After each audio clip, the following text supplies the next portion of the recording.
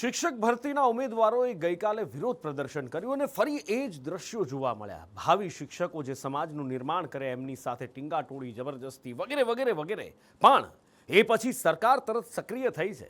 ગાંધીનગરમાં વિરોધ પ્રદર્શનના બીજા જ દિવસે સરકારે માધ્યમિક અને ઉચ્ચતર માધ્યમિકમાં શિક્ષકોની ભરતી પૂરી કરવાની જાહેરાત કરી છે।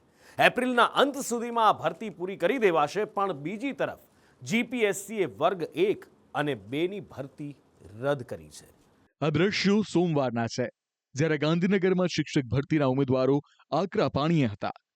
તેમની માંગ હતી કે શિક્ષકોની ભરતી પૂર્ણ કરવા માટેની સમયમર્યાદા જાહેર કરવામાં આવે। આ વિરોધ પ્રદર્શન દરમિયાન 250 જેટલા ઉમેદવારોની અટકાયત પણ કરાઈ હતી।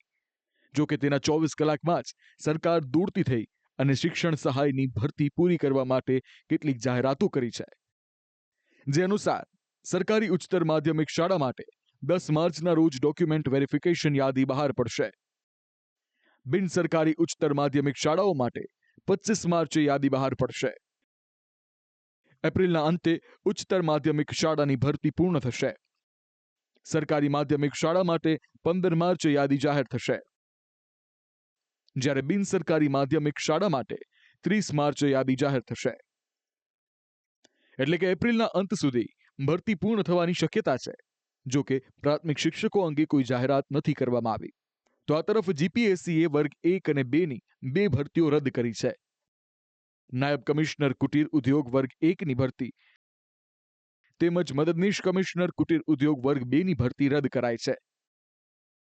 ભરતીના નિયમોમાં સુધારા માટે આ નિર્ણય લેવામાં આવ્યો છે। આ દરમિયાન તંત્ર હવે થોડા દિવસ બોર્ડની પરીક્ષામાં વ્યસ્ત રહેશે। ત્યારબાદ સ્પર્ધાત્મક પરીક્ષાઓનો ધમધમાટ શરૂ થઈ શકે છે। બ્યુરો રિપોર્ટ, સંદેશ ન્યૂઝ।